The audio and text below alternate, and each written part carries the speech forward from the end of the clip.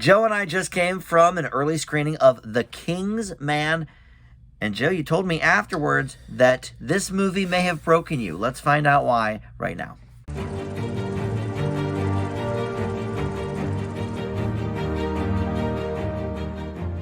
Hey guys, Dan here alongside our buddy Joe.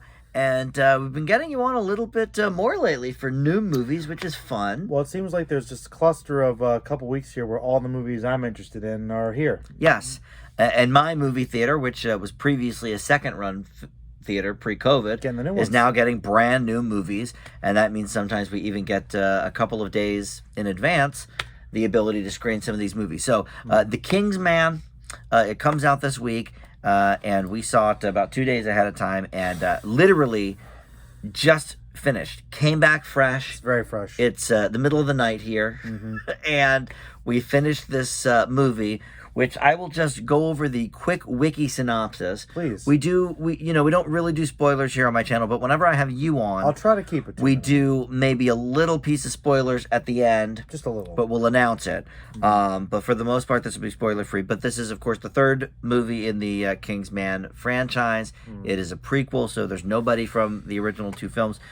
This says, as a collection of history's worst tyrants and criminal masterminds gather to plot a war to wipe out millions, one man and his protege must race against time to stop them. And the one man in question is Ralph Fiennes' character, Orlando Oxford, which we meet in the opening scene in 1902 in South Africa.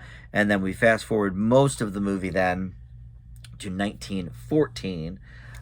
Good time for World War I. Yep. So we see a lot of these things. And you, as a history buff, I was loving it. Really, we're pointing out some historical accuracies. Yeah. With a lot of the plot points of the movie and things about the different characters. So let's just say it here. I'm going to say it first. Please tell me. But then I want to hear from you Sure. in the I was trying to think about instance of metaphor. how this movie broke you. I was trying to think about metaphors on the way over to the house. Okay, so good. I tried. Well, I will say before I'll just give a brief review. Gemma Arterton is in the film. Rhys Ifans, Matthew Good, Tom Hollander, Daniel Bruhl, Jimon Hansu. Oh, Aaron Taylor Johnson's even in it. Kick-ass. I think I did see him briefly. I forget him. Tucci's in it very quickly. Because of a Mark Millar Kick-ass connection, yeah. Oh, okay. Same people. And this was directed by, speaking of the same, Vaughn again. Matthew Vaughn directed this one. Third time with him. This is all the same people, really. And then, the Mark Millar and Dave Gibbons produced it, and they, of course, created the comic book. So everybody got the sign-off, you know? Okay, so now I gotta say it. I'm just going to say it. This movie is a complete mess. It doesn't know what it wants to be. It doesn't necessarily end up being anything. So let's go to you. Why did this movie break you? Is it just because it said you said it left you speechless? It did. So let's hear about you had about 15 minutes on the ride over to think about it. Yeah, you know that I certainly don't have a hard time coming up with things to talk about for movies and whatnot. But I was gift of gab. I have it. I think, and this one did leave me kind of stumped with. I don't know how I'm gonna have. What kind of review am I gonna give this? Because my feelings about it are very torn. Yeah, and they're all over the place, much like the movie. Yeah. Well, I guess the metaphor for me was this movie is kind of like a fruit salad because there are many things that I really like in it. Maybe not all of them, but they're all just kind of thrown together, and some of the different flavors work, some of them don't, but this wasn't something that was refined and cooked and seasoned with exquisite detail. It was just kind of all thrown. I'm even going to add to that metaphor then. Sure. And I'm hearing it for the first time now. Okay. But the fruit salad metaphor makes me think with this movie, you know how the tomato is also a fruit? It would be like also throwing the tomato in a fruit salad, but also making it the main ingredient. So it's almost it's almost leaning another way. That's how at odds with itself this film is. That's pretty good. I like that. And so I enjoy the metaphor. Let's first say what we think about the other two movies, because I think it's important to note that we both love that first movie. Oh yeah. A for you, I think A minus for me. And I really like no the less second than one. that. The second one, I actually don't remember all that well, but I think I gave it a B plus. Remember Julianne Moore? I mean, I know Elton John was in it, Yeah. and Channing Tatum, and weird Julianne Moore. diner, Yeah. I think the first one definitely has more memorable scenes because you've got the church, then you've also got the huge, all the fights, big fight at the end, the filling and of even the the tank. beginning scene with Samuel parkour. Jackson. I think the first one is, and you mentioned the dogs. The dog scene. I think the first one's a lot more memorable. The first but one's a great movie. I've also seen it at least 3 times. I've only seen the second one once. Yeah. But I do remember enjoying it. I think I gave it a B plus, maybe a B. But yeah, both of those movies, solid entries in the I don't know, fun action. Spy sort of genre. I mean, it's right? kind of like it's that fine line between homage and spoof. It's really just it is really just a modern, slightly more gritty update on James Bond. Is Yeah, what it is. you could say that. It's fun. It's fun James Bond. And I think one of the things that set the first movie aside from anything else that was going on at the time, and then the second movie sort of doubled down on the ideas, is the fun that it was having. The fun that the characters were having, So and much fun. the fun that we were having watching the characters. I felt like almost all of the fun was stripped from this movie. Yeah. And when they did have some fun moments, they were just not juxtaposed well with the weird drama and historical Overview nature of it. And the intrigue and the subterfuge and cloak and dagger stuff. It really There's was a bad mix of ideas. There are 3 or 4 pretty good movies that are all just kind of clashing together here. And you're right, the couple moments when it decides to be Kingsman and we have all those ridiculous fights and the fun. Couple of fun gadgets. Couple gadgets here and there, some gags, some lines. Short-lived. It's there, but it feels like it's just a little seasoning to remind you that, oh yeah, this is a Kingsman movie. Right. Because if it wasn't for those elements, we often kept saying, what movie are we watching? Because, you said, hey, if we didn't see the title screen, I honestly would not have known. I am curious to see how many people come to see this movie at my theater this weekend and then come out 5 minutes in and say, am I in the right theater? This doesn't seem like a Kingsman movie, whatever. Yeah. And I don't watch trailers, so I do remember seeing a trailer a long time ago, because this was supposed to come out in, I think, late 2020 or early 2020 or something. It was supposed to come out over a year ago, like many movies. So I think I saw a trailer for it like a long time ago. I don't remember. But I imagine, and you tell me if I'm wrong, that the trailer sort of played up the fun elements and made it seem like, okay, this is going to be a Kingsman movie. What's really sad is that, I did see the trailer once or twice recently, and the sad thing is that those few scenes that are Kingsman-like, which are mostly just those fights that are in the similar choreography and the slow motion and whatnot, that was most of the trailer. Well, of course. Which is most of what it is in the movie runtime. It's much like a very, very subpar comedy that puts literally the 5 funny moments in the trailer. It's like that. And then you go see it and you're like, well, that was the only funny parts. Those were the only parts that are Kingsman. In the whole movie. Everything else, you said it was almost like a History Channel doc or something with it was just missing the narration. With those, reenactments, you've got, it's got that. There's the scene where the character, I forget everyone's name, but Ray Fiennes character, the main guy, his son goes off, Orlando Oxford, his son, bad name, his son goes off to war, and it was ripped right out in 1917. It was deadly serious. Lots of murder, but not in a Kingsman way, in a real life war as hell way. It was dramatic, it was scary, it was intense, and it just completely stayed that way for that sequence. Yeah. It was literally a different movie for completely a good bit. And it does that 3 or 4 different times in this movie. Yeah. And it's just, you get whiplash, and it's very confusing. Yeah, very confusing, very jarring. For the most part, though, it is a more serious film, and a lot of that fun for sure. and camp and silliness and comic book core of it is mostly gone.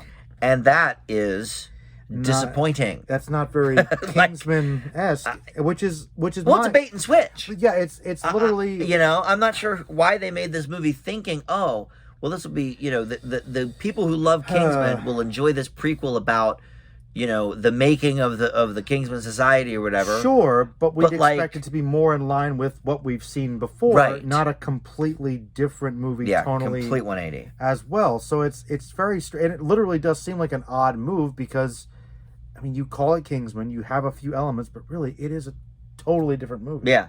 So it's bizarre. It's a bizarre choice. Yeah, completely bizarre. And I personally, and I think you might agree, I don't think it worked at all. Well, you know, I mean, let's talk about a couple of positives. I mean, I don't completely agree with that. Okay. To say that you think it worked. To think that it didn't work at all is a bit extreme because I would say that's incorrect. Okay. Because there are many things in the movie, the 3 or 4 movies that are there, work very well.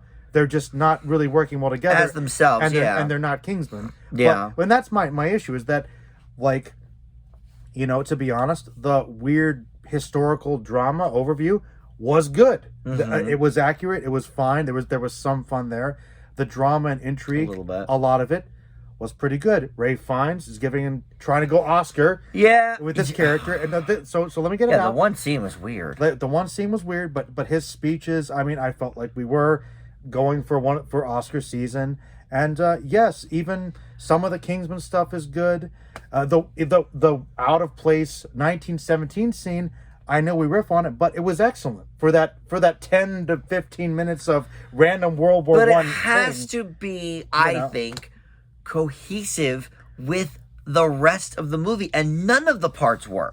It was a movie constantly at odds with itself. Yes, and I don't deny Fiennes gives a good performance. But this is the thing. This is the thing, though. It is at odds with itself. Yeah. But all those pieces at odds with themselves were mostly pretty good. So it's not like all these things were really badly acted or badly performed. Cinematography was great, editing was great. Yeah, and the best parts I would say is probably the camera work. Editing. There's a lot of good transitions. The camera's always moving, keeping you. You're not bored. Camera's keeping you engaged. No, I was bored. The camera's keeping you engaged.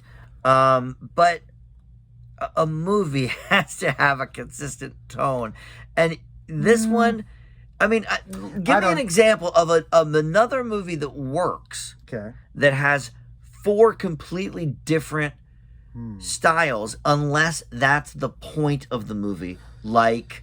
You know, Tarantino sometimes can do that. I feel like he does a lot of Pulp Fiction probably is, you know, when I first saw that, I literally turned to my friend afterwards and said, what the hell did I just watch? Because it was so new, I didn't know. Yeah, but I don't know if this was the goal. But that's what I mean. Like, with Tarantino, you know that is par for the course. That is the goal. When this is the third of a series and about a fraction, 10% of it is in line at all with any of those other movies, it's I think that's a miss. Yeah. I mean, I overall did not enjoy this film. I know you did more than me. I enjoyed a lot of the individual pieces. And like I said, if it wasn't called Kingsman, I would have enjoyed it more. The problem is, I would agree with that. Well, but to be fair, the problem is even you go in expecting something. Yeah, and it's kind of one of those things where, like, okay, weird decisions versus what it actually is. But even within that, the story is kind of only sort of there because they do this thing where they have one character make him seem like he's the main character and he's kind of not, which I thought was interesting. Right. But but it feels like there's kind of sort of an arc that I don't know is a little more flimsy. So very flimsy, and that might be because it's like 3 or 4 different movies. So yeah. So I liked a lot of them individually. I just think they should have picked one and stuck with it. Right. So, but I mean, I did enjoy it. I did not. I just think I did. I can't wait for your grade. I enjoyed it. Which we won't get to quite yet, but but it was quite a mess. I just don't think. Yeah. I don't think it was a bad mess. If that makes any sense. Yeah, look, literally, if it wasn't the Kingsman, also, though, it would be fine. I feel like you also enjoy a good camp. Yeah. You enjoy a mess of a movie, and you enjoy a guilty pleasure type of thing, Like for me, like we watched House of Gucci together, right? Yeah. And we admitted, and for those of you that watched my video, that movie was a mess, but It was more consistent. it was consistent throughout. Okay. Now maybe not the accents, Here's but the the thing. tone was. Here's the thing, though, Dan. Tell me. The tone of Gucci was more consistent, but the acting and cinematography was better in this movie. At least from Fines. Cinematography, yes. Fines was better than Lady Gaga. Fines? I'm putting it out there. No, I disagree. Yeah, I completely no, disagree with oh, that. come on. This is our Siskel and Ebert moment here. What? I completely disagree You with just that. like Lady Gaga more. It's fine. And she's going to be up for an Oscar for her role, and he's not. I mean, that's just a fact. Because they put it in a Kingsman movie and the Oscars would never give And it to he a movie wanted like it that. though. And There's he did. the He one was scene going for that where one he speech. was speechifying with the best of them. He literally thought it was Oscar Schindler all over again. Which is so strange. It- It's fucking Kingsman. It's strange. Sorry. You're saying it. It's strange. It doesn't fit. It doesn't make sense. Gaga at least knew what movie she was in and what she was doing. That's true. So look, for me, this is not a good grade. Okay. I am fascinated with what grade you're going to give this, because I think it might be a full letter above me. Probably. Um, You're being too hard on it. Like I don't think so. 100% a little too hard. I don't think so. 100%. Should we grade it, or do we have more to say first? Do we have more to say? I don't know. Can you think of anything else? No, I mean, look, I agree that the camera work is the strength of the film. Yeah, technically the movie is great. And I will admit that that it is pretty cool that the historical accuracy is there. Yeah. This is sort of like a skewed version. The Wilson they had stunk. Whoever was playing Woodrow Wilson, it was awful. Their Woodrow Wilson was pretty bad. Bad. Woodrow Who Wilson was that, bad. I wonder? Stanley Tucci was in it for like a cameo. For like 2 seconds, yeah. Aaron Taylor Johnson. We couldn't was in even for a figure out if it cameo. was him in the first scene. It's a bizarre movie. Yeah. Yeah. It doesn't even say in the main He's probably not even 20 people in the cast. So look, Rhys Evans. What do I know him from? He was Rasputin, right? He was Rasputin. What else have I seen him in? We know him from Harry. He was Harry Potter from Deathly Hallows. Oh yeah. And he was in The Amazing Spider-Man. Was he in Nottingham? Oh, and he's in Spider-Man No Way Home. We just saw him, I guess. Oh, he's the lizard. Here's how he looks normally. He's the lizard. He looks a lot different. He's the lizard. He's the lizard man. Yeah, Okay. I couldn't see him under the. Yeah. Yeah, he looks very different in this. I joked that it was Leto again from House of Gucci. I liked Rasputin actually. He was one of the more Kingsman elements. Well, he actually was, and consistent. He was. How did you feel about the villain actually? Did you like the twist with the villain, the Scottish villain person? He was also very Kingsman. I am controlling all the things. I did not actually necessarily care for it. That that was another element that didn't go over for me, because that character was kind of in the movie at some point, and they don't. That once again, it's a relationship that wasn't quite as fleshed out. I would have liked it if it was just some random villain. Yeah, that might have been cooler, actually. Like, you see my face now. But yeah, we didn't figure out who it was till the very end. Jimon Hansu was good. And Jimon Hansu was good. They didn't give him much to do though. Yeah, unfortunately. His character, talk about not fleshed out. So there's that. No, I mean, Fiennes really hamming it up for the Oscar bait. I mean, come on. I don't know. I think he had some solid drama, and the drama in that random war movie was excellent.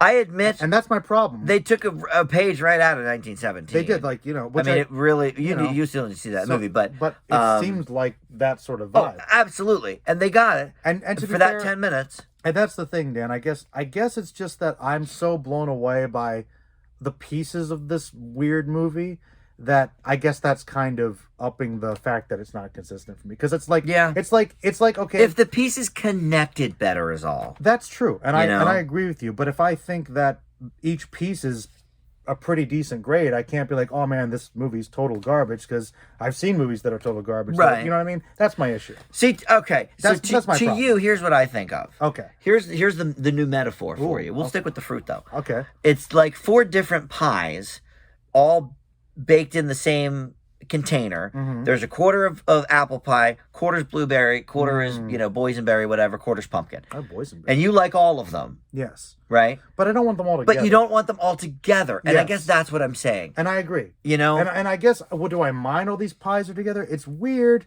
Would I not prefer it? But I could deal with it. I guess that's how I look at it. Yeah, and to me, it definitely affected me more. And the other thing is, you know me, I don't watch trailers, so I try to go into a lot of movies with no preconceived notion at all. But if you're in a franchise, you expect certain things to be done. And this movie wasn't any fun at all. No, it had no laughs. It had some laughs. It had a little bit of laughs with the goats, maybe. The goats were funny. Maybe Rasputin had a laugh or two. The biggest issue, you're right, Dan, is that this is part of the Kingsman universe, but except it's not at all. Not tonally. Yeah, so not tonally. It's weird. It's weird. Yeah. All right. Well, look, here's the nice thing. We agree so much. We do. It is actually nice that we don't always agree to get one movie out there where I think there's going to be a decent swing in the grades. Yeah, that's fine. I really did not care for this movie. I give The Kingsman a D+. Okay, well, Dan, I give it a B-. Ooh, I thought maybe C+. I thought it was going to be a full letter grade, but you even went beyond that. Well, I was going to go like C+, but I don't know. I really enjoyed it. Yes, I think it's fun. I think there's a lot of good talent with a lot of pieces of it. It's just a bit disjointed. I would say very. And I just think it's a huge step down.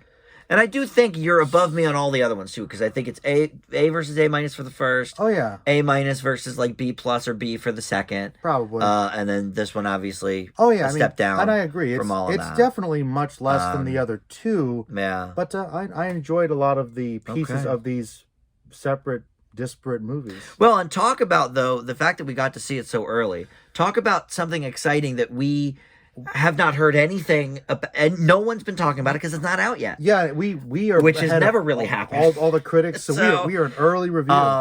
So yeah, that is kind of nice. Well, Joe, it's been great having you on the show. We got through it really with, I would say, no spoilers.